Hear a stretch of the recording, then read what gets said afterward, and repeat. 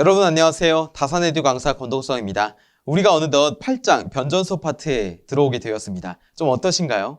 전력공학이란 과목이 조금 쉽게 와닿는 순간이 있으셨나요? 우리가 학습을 계속 하다 보면은 이렇게 어느덧 8장, 9장, 10장 나도 모르게 이렇게 진도가 쭉쭉쭉 나가 있는 경우가 있거든요. 그쵸? 그러면은 어느 생각이 드시냐면은 어떤 생각이 드시냐면 내가 이렇게 성장했나? 내가 이렇게 학습을 좀 잘 진행을 했나? 라는 생각이 드실 겁니다. 정말 잘 하고 계시니까 끝까지 저와 함께 쭉쭉쭉 마지막 단원까지 나아가셨으면 좋겠어요. 자, 우리 본격적으로 변전소 파트를 한번 배워보겠습니다. 우리 전력을 만들어내는 곳이 어디죠? 발전소죠, 발전소. 자, 이 발전소에서 전력을 생산해내고 그것을 먼 곳까지, 우리 수용각까지 보내기 위해서 승합용 변압기로 전압을 승합하게 됩니다. 자, 그 다음에 이런 송전선로, 배전선로 과정을 거쳐서, 그런 선로들을 거쳐서 우리 수용각까지 오게 되는 것이죠.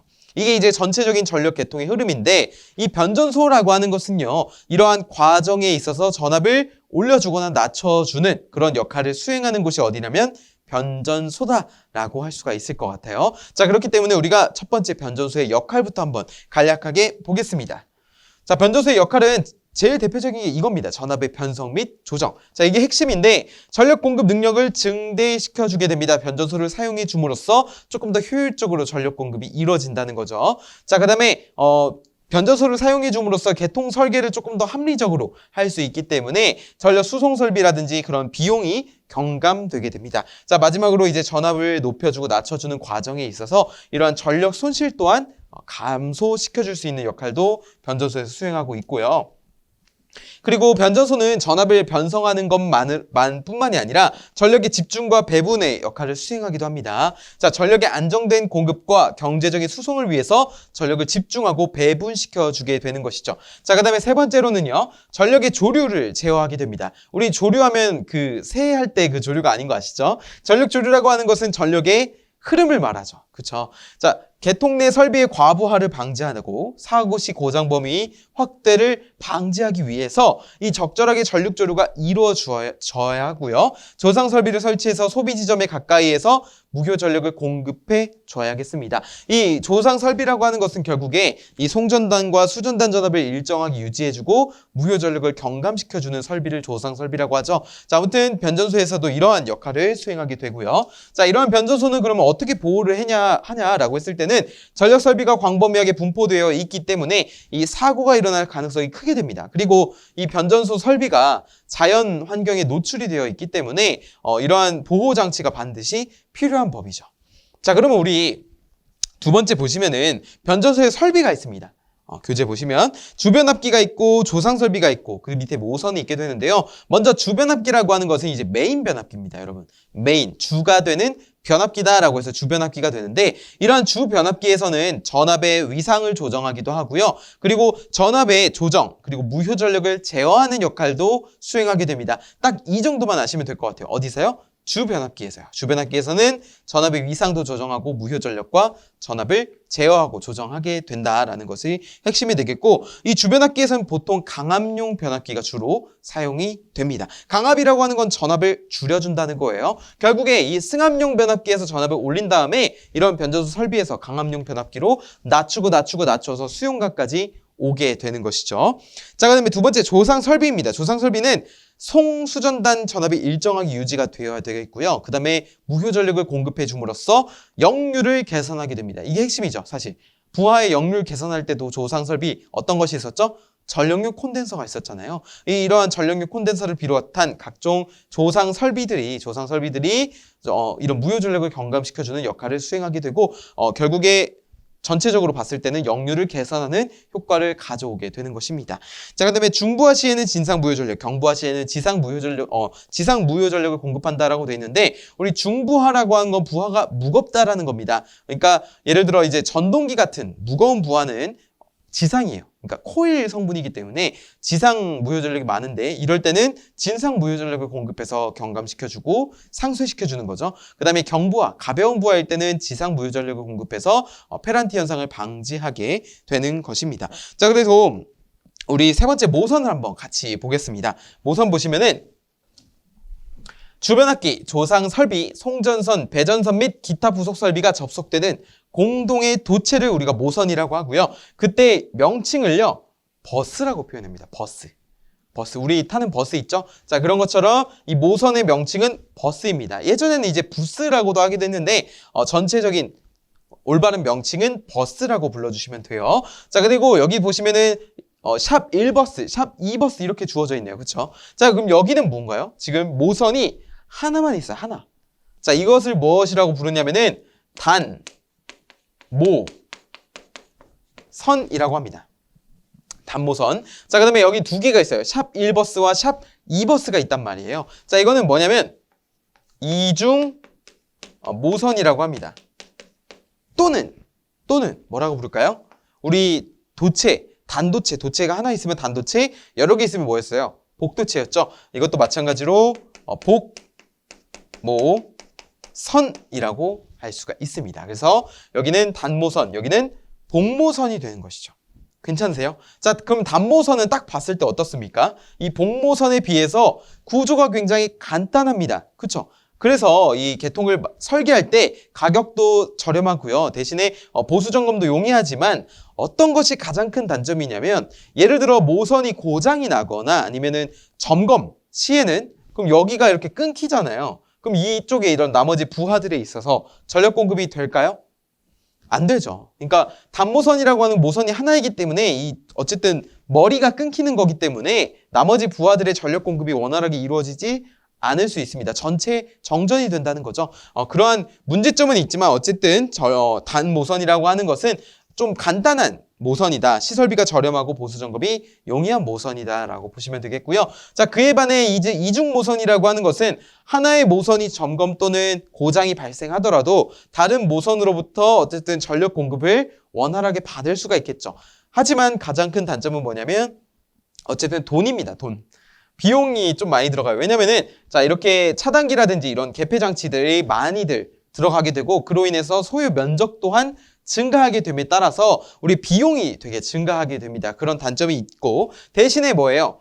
전력 공급이 원활하게 이루어질 수 있으며 왜냐면은 머리가 두 개인 거잖아요. 모선이 두 개니까. 자, 그리고 신뢰도가 높다라고 볼 수 있죠. 우리 전력 계통에 있어서 신뢰도가 높다라고 하는 것은 정전될 확률이 낮다라는 겁니다.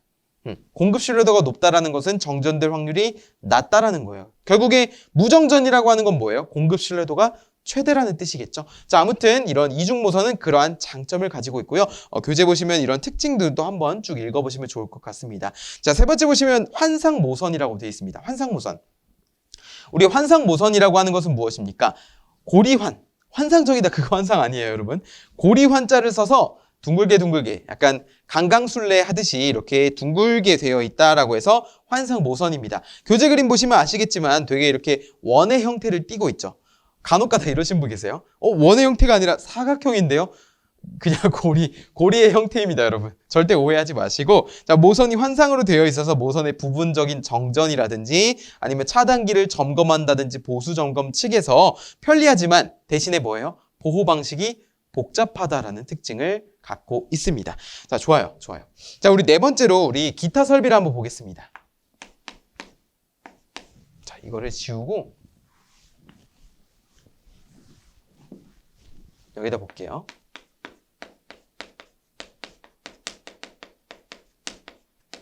변전소의 기타 설비에는 어떤 것이 있는지 한번 간단하게 알아보겠습니다. 첫 번째는 필회기예요. 필회기.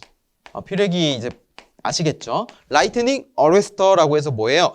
대지, 그러니까 이상전압이 내습했을 때 대지로 속류를 차단하고 방전시키는 거죠. 이상전압 내습 시 대지로 방전시키고 속류를 차단하는 역할을 수행하는 게 뭐예요?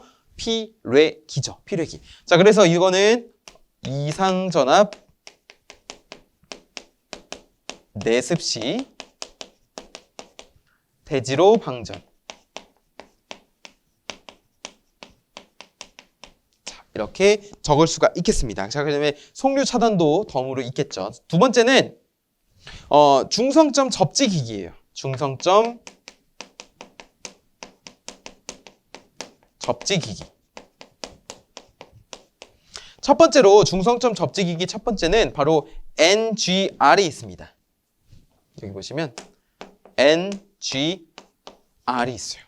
자, 이거는 명칭으로 뭐라고 하냐면 중성 점, 접지,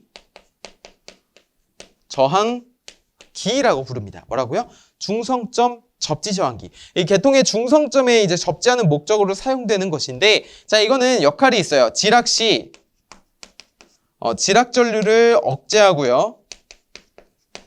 뭐 경감, 억제하고, 그리고 지락 시 건전상의 대지전이 상승을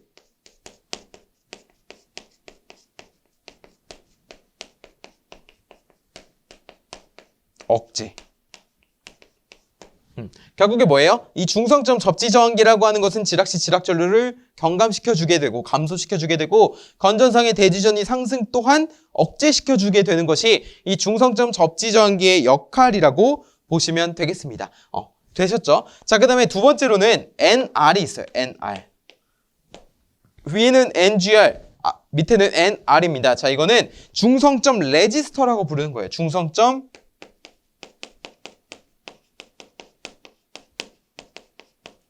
레지스터. 자, 이거는 역할을 한 문장으로 정리를 하면은 전력용 콘덴서 과도 도립전류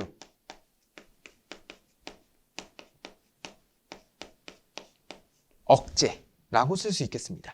우리 초고압 계통에 가면요, 이 전력용 콘덴서의 과도 도립 전류가 굉장히 크게 됩니다. 그로 인해서 이 보호 계전기가 오동작을 일으킬 우려가 있기 때문에 이러한 콘덴서 뱅크 내에 이런 중성점 레지스터를 설치해 주게 됨으로써 전력용 콘덴서의 과도 도립 전류를 줄여줄 수 있는 효과를 가져오는 것이 이 NR이라고 할 수가 있고요. 결국에 이 변전소의 기타 설비에 이런 중성점 접지기기 NGR과 NR 등이 있다라는 것을 여러분은 좀 아시면 좋을 것 같습니다. 자, 그리고 이 과도 도립 전류가 매우 크게 되면 어떻게 될까요?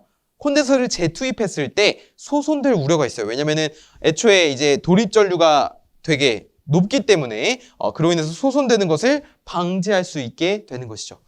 좋아요. 우리 그럼 두 번째로 이제 중성점 접지기기를 알아봤고요. 세 번째는 어떤 것이 있나요? 접지 설비가 있죠. 접지 설비. 접지 설비는 크게 이렇게 세세하게 다룬다기보다는 그냥 접지하기 위한 설비를 다 그냥 통틀어서 접지 설비라고 보시면 돼요. 뭐 중성점 접지가 될 수도 있고요. 아니면 기기의 외함에 이제 사람이 딱 댔을 때 감전되는 것을 막는 기기 외함 접지가 될 수도 있고요. 자, 이러한 설비들을 전체 통틀어서 접지 설비인데 이런 접지 설비도 변전소에 반드시 존재하게 되는 겁니다. 자, 그다음에 네 번째는 배전반이에요. 배전반. 배전반에서는 이제 전압을, 그러니까 변전소의 전압이라든지 전류, 그리고 역률 등을 측정하는 역할을 수행하기도 하고요. 그리고 문제가 발생했을 때 이를 자동 또는 수동으로 차단하기 위한 설비를 배전반에서 담당하게 되는 것이죠. 자, 그다음에 다섯 번째는 소내 설비입니다. 그러니까 소내 설비라고 하는 것은 소내요. 그러니까 변전소의 안에 있는 설비다라고 해서 소내 설비라고 하거든요. 이 소내 설비에는 뭐 어떤 소하 설비 등이 될 수도 있고요. 아니면 냉각 설비 등이 될 수도 있고요. 그렇기 때문에 그런 여러 모든 설비들을 다 소내에 있는 설비다라고 해서 소내 설비라고 하게 된다는 점을 말씀드리고, 자, 여섯 번째로는 이제 스카다입니다. 스카다. 원방 감시 제어라고 해서 스카다라고 부르게 되는데요. 우리 중앙에서 조금 더 전력을 효율적으로 제어할 수 있도록 이러한 일종의 디스플레이 화면으로 보면서 제어할 수 있는 설비가 바로 스카다가 되겠습니다. 이 스카다의 역할에는 교재에 적혀 있는 것처럼 6가지 정도가 되겠는데, 첫 번째는 이제 원방 감시, 두 번째는 원격 제어, 세 번째는 원격 측정, 네 번째는 자동 기록, 다섯 번째는 경보 발생, 그리고 타 시스템과의 이런 연계 시스템, 이런 것들이 다 스카다에서 이루어지게 되면서 결국에 스카다라는 건 뭐예요? 어쨌든 중앙에서 효율적으로 제어하기 위한 어떤 일종의 컨트롤러라고 보시면 되겠죠. 자, 결국에 이 필기의 기타 설비에는 이렇게 다음과 같이 6가지를 꼽을 수가 있겠습니다. 자, 우리 지금 기타 설비까지 알아봤는데요. 우리 그럼 두 번째로 차단기와 개폐 장치를 좀 보겠습니다. 그래서 이번 시간에는 이 차단기 전압까지 한번 같이 알아볼게요. 저와 함께. 두 번째, 차단기와 개폐 장치. 좋습니다. 첫 번째로 바로 차단기인데요. 차단기.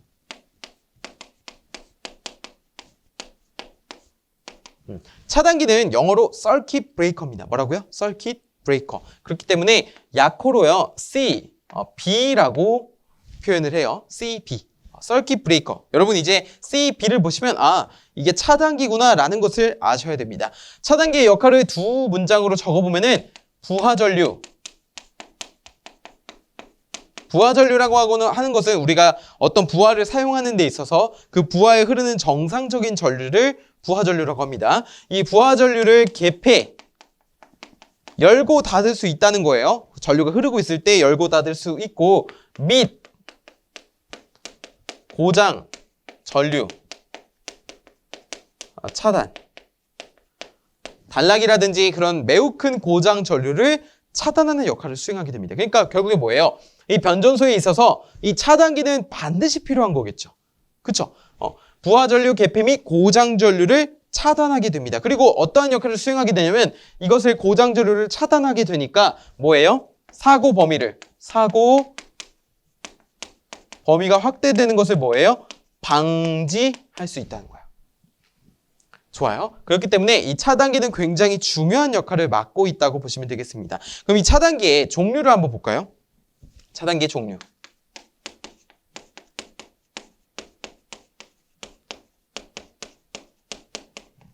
차단기는 두 가지 종류로 나뉘어요. 크게. 어떤 거냐면 높은 전압에서 사용하는 고압용과 좀 그나마 낮은 전압에서 사용하는 저압용으로 나눠지게 되는데 이 고압용과 저압용 차단기의 구분을 명확하게 아셔야 됩니다. 나중에 이제 실기시험에 가시면 이것의 분류, 그러니까 고압용과 저압용의 차단기의 종류를 적으라는 문제가 출제된 적이 있어요. 그렇기 때문에 여러분이 한 번에 우리 개념을 잡는다 생각하고 고압용과 저압용을 한번 나눠보자고요. 좋아요. 자, 우리 그러면은 먼저 고압용부터 해볼까요? 고압용에는 첫 번째 유입 차단기가 있고요. 다른 색으로 해볼까요? 유입 차단기. 그 다음에 가스 차단기가 있습니다. 자, 그 다음에 자기 차단기가 있고요. 그 다음에 진공 차단기가 있고요. 그 다음에 공기 차단기가 있습니다. 자, 이렇게 5가지가 뭐라고요? 고압용에서 사용하는 차단기의 종류라고요. 자, 그러면은 저압용도 있겠네요. 그쵸? 저압용 차단기는 어떤 것이 있냐면요. 첫 번째 기중 차단기가 있고요. 두 번째는 이제 배선 차단기가 있고요. 자, 그 다음에 세 번째죠. 세 번째는 누전 차단기.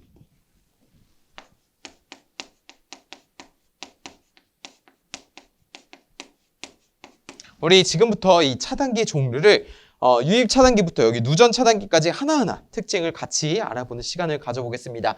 자, 가장 처음으로 알아볼 것은 바로 가스 차단기입니다. 가스 차단기. 가스 차단기는 영어로 가스 서킷 브레이커라고 해서 GCB라고 불러요. GCB. 이 가스 차단기는 하나만 기억하시면 되는데 어떤 것을 사용하냐면 SF6 가스를 이용하게 됩니다. 사실 이게 가장 중요하다고 볼 수 있어요. 가스 차단기에서. SF6 가스를 이용하게 되고 그리고 그 다음에 차단 성능이 우수하다는 특징을 가지고 있으며 이 화재의 위험성이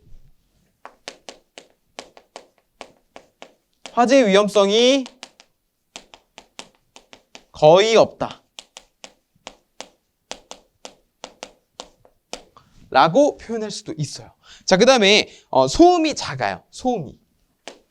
그래서 가스 차단기 소음이 큰가요? 작은가요? 라고 물어보면은 소음이 작다라고 답해 주시면 됩니다. 우리 차단할 때 그런 소음이 발생하게 되는데 그러한 소음이 작다라는 거예요. 어디서? 이 가스 차단기에서요.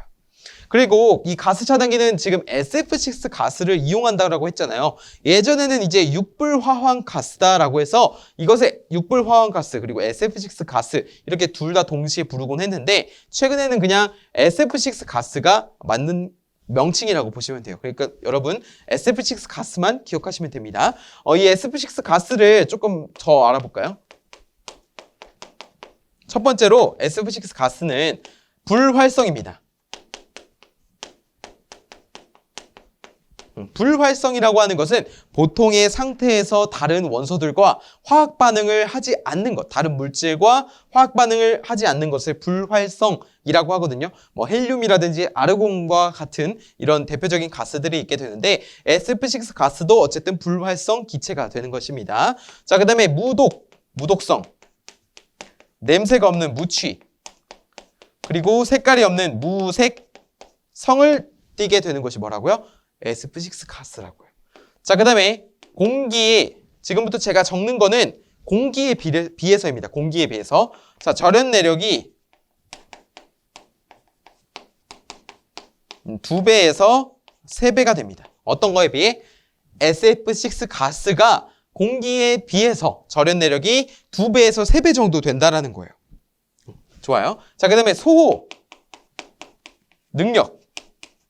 이제 방전 현상인 아크를 제거해주는 능력을 소호 능력이라고 보는데 이 소호 능력이 공기의 무려 100배 정도가 됩니다. 100배. 어마어마하지 않나요? 그쵸? 공기에 비해서 100배 효율을 가져올 수가 있대요. 소호 능력을. 저라도 이제 SF6 가스를 무조건 쓸 것 같습니다. 만약에 제가 쓸 수가 있다면 일상생활에서. 자, 그 다음에 열 전도성도 나와 있게 되는데 열 전도성은 공기의 약 1.6배. 어쨌든 SF6 가스가 뭐예요? 공기에 비해서 다 좋은 능력들을 가지고 있기 때문에 그래서 이 가스 차단기에서 채용하는 이유가 되곤 하는 것이죠. 그래서 이 가스 차단기는 초고압 계통에서 사용이 되고요. 가격도 굉장히 비싼 고가에 속하게 되는 것입니다. 좋아요. 자, 우리 두 번째로 배워볼 것은 진공 차단기입니다.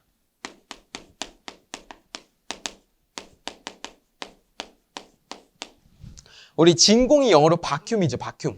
바큐움인데 그래서 이 진공 차단기의 약호 또한 VCB가 됩니다. VCB.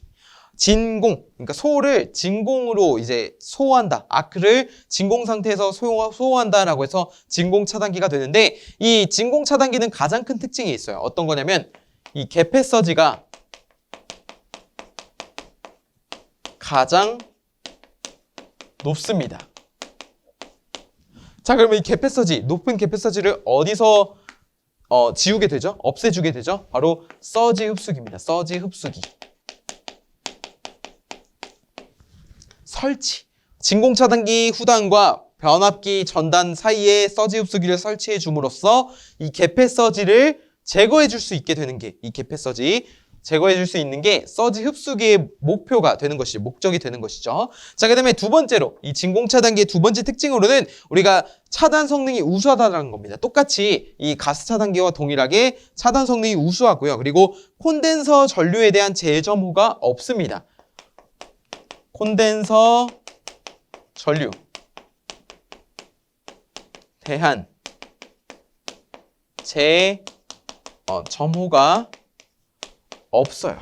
우리 콘덴서 전류가 무슨 전류죠? 진상 전류죠. 이 진상 전류로 인해서 이 재점호가 일어나기 쉽습니다. 그렇기 때문에 이 진공 차단기에서 이러한 재점호가 없다라는 특징은 굉장히 좋은 특징으로 가져올 수가 있겠죠. 자, 그리고 보수 점검도 유리하다는 특징을 가지고 있고요. 자, 우리 세 번째로 공기 차단기를 보겠습니다.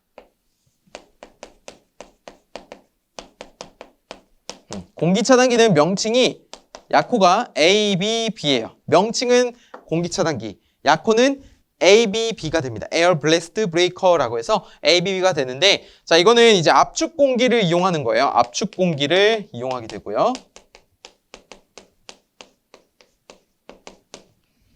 자, 그 다음에 그로 인해서 부대 설비가 좀 필요합니다. 왜냐면은 10기압 이상의 압축 공기를 이용해서 소화하기 때문에 반드시 이것을 이용하기 위한 다른 부대 설비가 필요하다는 거예요. 자, 그 다음에 마찬가지로 재점호가 일어나지 않고요.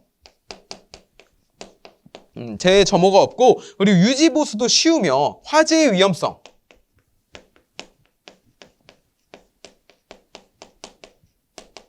마찬가지로 거의 없습니다. 화재 위험성이 거의 없고요. 마찬가지로 차단 성능 또한 우수하게 되죠. 그러니까 가스, 진공, 공기 다 그냥 차단 성능이 우수한 차단기가 되는 겁니다. 좋아요. 자, 그다음에 네 번째로는 우리 유입 차단기를 한번 보겠습니다. 유입 차단기는 오일 서킷 브레이커라고 해서 유입 차단기인데요. 명칭은 유입 차단기이고 약호는 OCB가 됩니다. 오일 서킷 브레이커. 그래서 여러분 OCB는 이제 기사 실기에서도 많이들 보실 거니까 우리 눈여겨보자고요.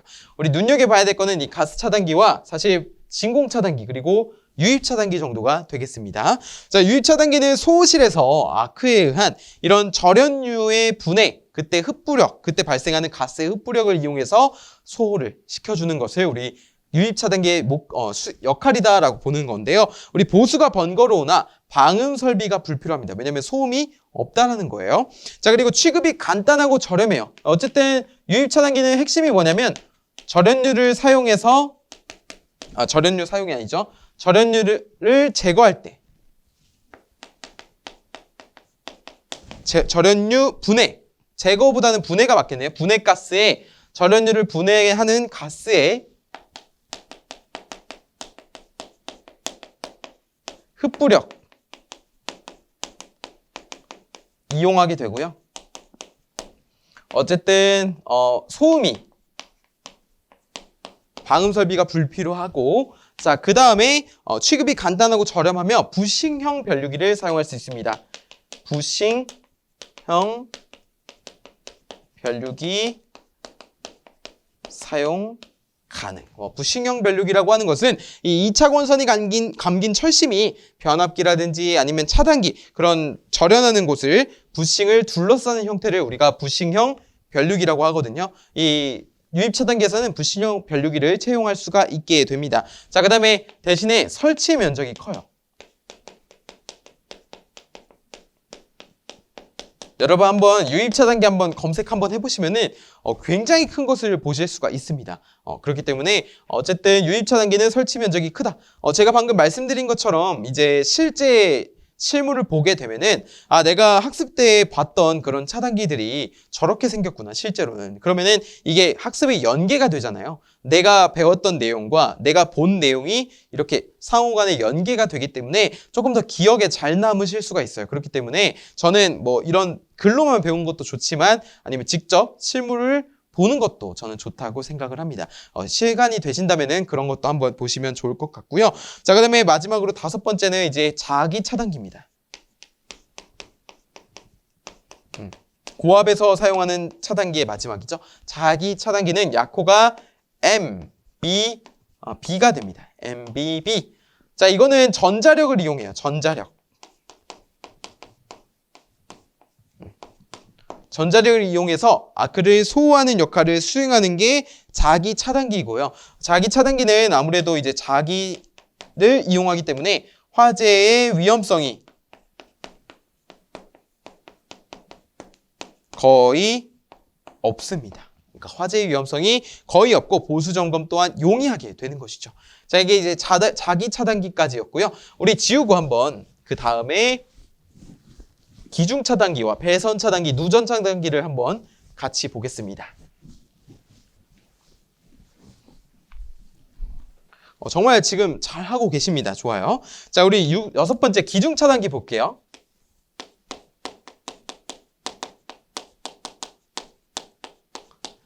기중 차단기라고 하는 것은 우리 공기 중에, 그러니까 대기 중에 있는 공기 있죠. 일반적인 공기. 그것을 이용해서 차단하는 게 뭐냐면 공기 중에 있는 차단기, 기중 차단기가 됩니다. 자, 이거는 에어 서킷 브레이커라고 해서 ACB라고 합니다. 아까 공기 차단기와는 조금 다르죠. 기중 차단기예요. 이거는 공기 차단기는 고압에서 사용하는 거고요. 기중 차단기는 저압에서 사용하는 겁니다. 이 반드시 차이가 있고 공기 차단기는 압축 공기를 이용하지만 기중 차단기는 대기 중의 공기를 이용한다는 특징을 가지고 있는 거예요. 자, 그다음에 저압 또는 직류 차단기고요. 대기압의 공기를 이용해서 차단하기 때문에 공기 압력은 그냥 외우실 필요는 없고 이 정도가 되는구나 라는 정도로만 좀 기억을 하시면 좋을 것 같습니다. 자, 7번째는 이제 배선 차단기입니다. 마그네틱이 아니죠. 몰디드 서킷 케이스, 몰디드 케이스 서킷 브레이커라고 해서 MCCB라고 부르게 되거든요. 우리 배선 차단기는 일상생활에서도 보기 편합니다. 우리 가정에 가시면, 각 가정에 방문하시면은 집에 가시면 분전함을 열어볼 수가 있어요. 예전에는 이제 두꺼비 집이라고도 표현했죠. 자, 그 분전함을 열면 뭐가 있냐면 이러한 배선 차단기가 있을 겁니다. 자, 어떻게 생겼냐면은 물론 모양은 다르겠지만 제가 가져와 봤는데 이것도 이제 배선 차단기입니다. 예전에는 이제 배선용 차단기라고 했지만 이제는 배선 차단기로 명칭이 바뀌었어요. 그렇기 때문에 여러분 반드시 이 명칭을 대답하실 때, 특히 실기시험에서 단답형으로 물어볼 때 그때는 무조건 배선 차단기라고 해주셔야 됩니다. 이 배선 차단기는 이렇게 생겼는데, 자, 이렇게 올리면 전류가 위에 있는 세 단자와 아래에 있는 세 단자가 연결이 됩니다. 도통이 되는 것이죠. 그때 어떠한 사고, 그러니까 고장이 발생했다, 단락전류라든지 그런 매우 큰 전류가 발생했다라고 한다면 이렇게 트립이 되는 겁니다. 그러면 전류가 여기서 끊기게 되는 거예요. 다시 이제 수리하고 나서 다시 올려주게 되면 재투입이 되는 거고요.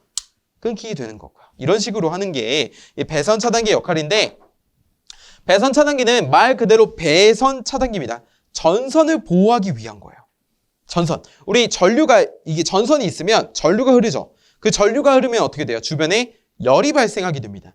그 열을 감지해서 서로 다른 열팽창률을 가진 금속이 붙어 있다가 열이 너무 많이 흐르네. 그러면 뭐예요? 전류가 많이 흐른다는 거죠. 그러면은 열이 이렇게 팽창이 많이 되다 보니까 금속 간의 접합이 떨어지게 됩니다. 그러면 방금처럼 차단기 트립이 발생하게 되는 것이죠. 자, 이러한 것이 바로 열동형이 되겠고요. 아니면 이제 기자력을 이용한 코일의 기자력을 이용한 차단을 우리 전자형이라고 부르게 되는데, 그러한 방식이 있는 것을 말씀드리고, 어쨌든 배선 차단기는 저압용에서 사용이 되며 전선을 보호하기 위함입니다. 전선 보호.